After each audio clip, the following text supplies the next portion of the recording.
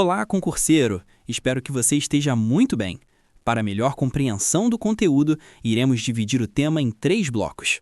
No bloco 1, nós vamos conversar sobre o cumprimento de sentença, que é o momento em que o processo deixa de ser apenas discussão e passa a gerar resultado concreto. Até aqui, o processo serviu para provar, argumentar e convencer o juiz. Agora, a pergunta muda. Em vez de quem tem razão, a questão passa a ser como fazer valer o que foi decidido. O cumprimento de sentença é exatamente isso. É a fase em que o vencedor busca receber aquilo que o juiz reconheceu como direito. Pense comigo. Imagine que você emprestou dinheiro a alguém. A pessoa não pagou e você precisou ir ao judiciário. Depois de todo o trâmite, o juiz reconhece a dívida. A decisão existe, mas o dinheiro ainda não está no seu bolso. É nesse ponto que entra o cumprimento de sentença. Você provoca o juiz para que o devedor cumpra espontaneamente o que foi determinado. O Código de Processo Civil estabelece que essa fase ocorre, em regra, dentro do mesmo processo. Não se abre uma nova ação. O credor pede o cumprimento e o devedor é intimado para pagar no prazo legal. Se ele paga, ótimo, o processo caminha para o encerramento. Se não paga, surgem consequências importantes, como multa, honorários e medidas de coerção. E quais são essas medidas? Penhora de bens, bloqueio de valores em conta, restrições patrimoniais. Tudo para garantir que a decisão judicial não fique só no papel. Agora, reparem um detalhe importante. Nem toda sentença envolve pagamento em dinheiro. Às vezes, a decisão impõe uma obrigação de fazer, como autorizar um tratamento de saúde, ou de não fazer, como parar uma construção irregular. Nesses casos, o juiz pode fixar medidas para forçar o cumprimento, como multa diária. Então, o cumprimento de sentença é o coração da efetividade do processo. Ganhar a causa é importante, mas fazer a decisão funcionar na prática é essencial. E é justamente aqui que surge uma dúvida comum em prova. E quando a sentença não diz exatamente quanto deve ser pago? É isso que nos leva diretamente ao próximo bloco.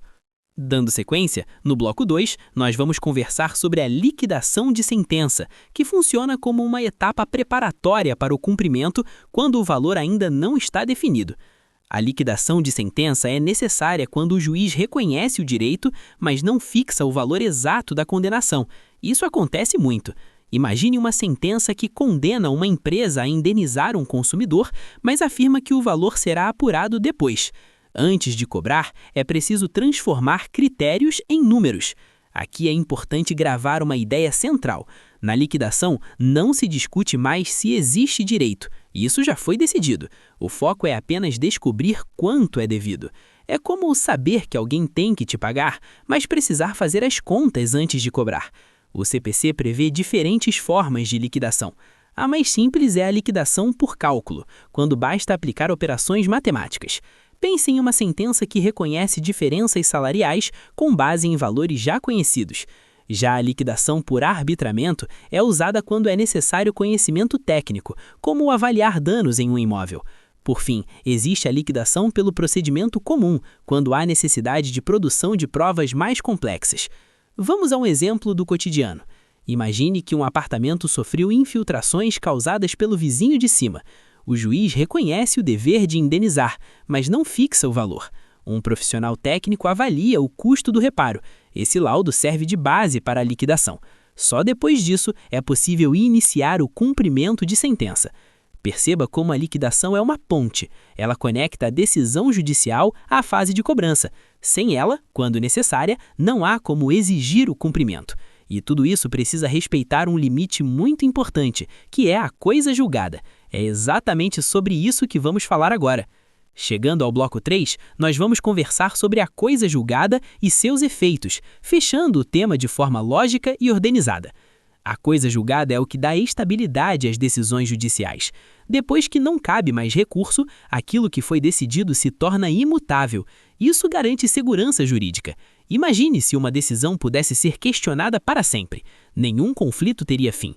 A coisa julgada possui efeitos importantes. O efeito formal impede que a decisão seja modificada dentro do próprio processo. O efeito material impede que a mesma questão seja discutida em outro processo.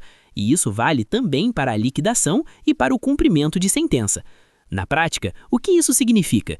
Significa que no cumprimento de sentença, você só pode cobrar exatamente o que foi decidido, não pode ampliar, modificar ou reinterpretar a condenação.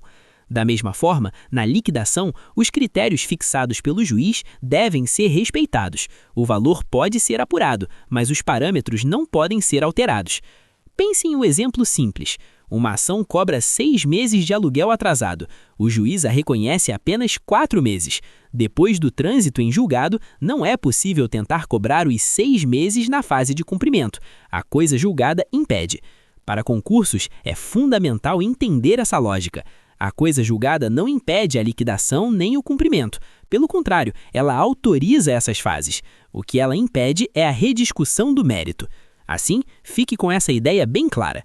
Primeiro, o juiz decide o direito. Depois, se necessário, liquida o valor. Por fim, cumpre-se a sentença, sempre respeitando os limites da coisa julgada. Aqui terminamos mais um bloco. Até o próximo. Se gostou, inscreva-se, curta o vídeo e ative o sininho.